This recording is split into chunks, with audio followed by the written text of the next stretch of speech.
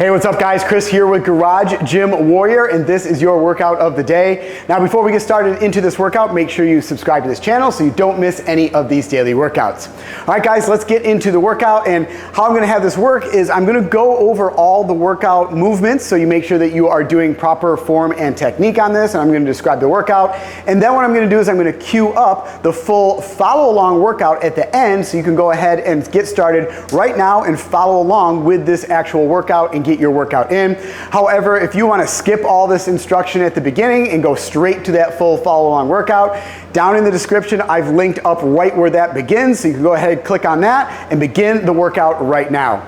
All right guys, let's get into the workout. It's going to start off, it's going to be a 4-minute AMRAP. So an AMRAP is as many rounds or as many reps as possible. But what we're going to do is we're going to do 3 cycles of this 4-minute AMRAP with a 1-minute rest in between. So it actually ends up being about a 14-minute workout. So what we're going to do is we're going to start off, we're going to start a clock for 4 minutes, and we're going to cycle through a series of movements for that 4 minutes. When the 4 minutes is up, we're going to rest for 1 minute, and then we're going to repeat that for a total of 3 cycles.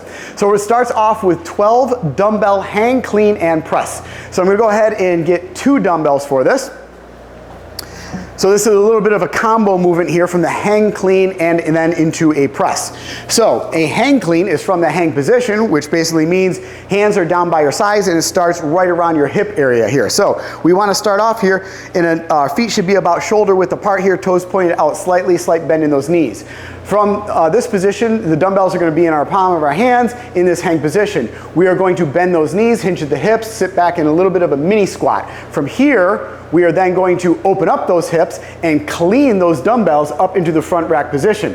From here, we're going to go into a press. So you can either do a strict press, or if you're going a little bit heavier on the weight, you can do what's called a push press, which then when you have these dumbbells in this front rack position, you go back into that mini squat and then you pop those hips again and press those dumbbells all the way up overhead. So first off, we grab these dumbbells, nice squat stance here guys, slight bend in those knees. I'm going to hinge at the hips and go into that little bit of a mini squat. So now I'm going to open up those hips, press through the floor. I'm going to shrug and pull those dumbbells up in this front rack position. Now from here, if I was to do the push press, I'd go back to this mini squat and then open up those hips again, press them up overhead. And then I come back down, bring them back down into another clean press. So this is the hang, clean into a press, and you're just going to do a cycle of 12 of these dumbbell hang, clean, and press. After you've completed 12 of those dumbbell hang, clean, and press, now we're going to go into 14 alternating step-ups on a box or a bench, but we're just going to do 1 dumbbell. So a couple different ways you can actually hold this dumbbell. You can hold it, I kind of prefer to have it in a goblet position, so right up here in front of my face. If you want to hold it up on one shoulder, you can do it that way. If you want to hold it kind of behind your head, on the neck, that's fine too. I kind of prefer sometimes to have it here, depending on the amount of reps that I'm doing. So I'm going to hold it in the goblet position right now. But first off, on these dumbbell step-ups, we're going to be alternating. So you want to start about 12 inches back from that box. You're going to step up on that box. From here, now, this dumbbell is going to kind of want to pull you forward. So you're going to go ahead and push through the box, press through, bring up the other foot, stand fully upright, opening up those hips at the top, and then you're going to step back down, alternate to the left foot, foot on the box, press through, all the way up, all the way back down. So now we're going to include the weight, goblet position. That's how I'm going to hold it. I'm going to step up on this box, press through, stand fully upright, opening up the hips, step back down, step back up on this box again, press through, step up, fully open up the hips. I'll do one more on the right side, step up, press through, open up those hips at the top, full extension, all the way back down.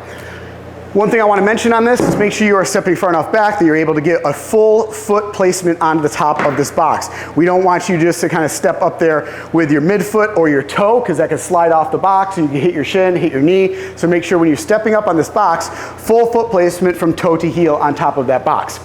After you've completed 14 of those alternating dumbbell step-ups with that 1 dumbbell, then we're just going to go into 16 dumbbell push-ups. So we're going to need 2 dumbbells for this. I prefer to do push-ups on dumbbells for a few different reasons.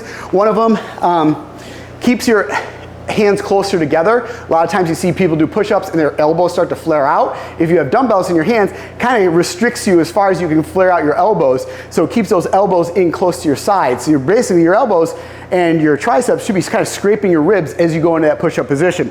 Another thing about putting your hands on these dumbbells, you get further depth in there than you would if your hands were just on the ground. Also, it's a little bit easier on your wrists to have your hands on those dumbbells. So I'm gonna go ahead and get into a plank position here. You know, your basic push-up position, but a couple things to go over. Make sure that your shoulders, elbows are in line with your wrists here, so it's nice straight up and down here. We don't wanna be behind the dumbbells or up over the top of these dumbbells. So we're gonna kick back into a plank position, make sure we're in a nice plank position, engaging that core. We're not sagging our hips down, piking our butt up in the air there. From here, we're gonna bend the elbows scrape the ribs close to your sides, all the way down, full extension, down to the bottom. Press through that, all the way up to the top. All the way down, all the way up.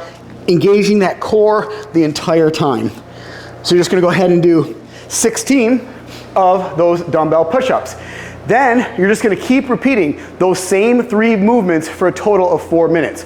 Once the 4 minutes is up, you're gonna go ahead and rest for 1 minute. After the 1 minute of rest is up, you're gonna go ahead and do those same moves again for another 4 minutes, rest for 1 minute, then you're gonna go one more final 3rd round of all those movements for another 4 minutes. So basically this ends up being a total of a 14-minute workout. All right guys, that's the workout. Hope you enjoyed this workout. Now what I'm gonna do is I'm gonna queue up that full follow along workout video so you can get started and follow along with me right now through this entire workout and get started right now. As always, in the comment section, let me know what else you wanna see. I'll do my best to bring it to you. Don't forget to subscribe to this channel so I can keep bringing you these and you don't miss any of these daily workouts. I'm gonna queue up the video and I'll see you right back here tomorrow in the garage.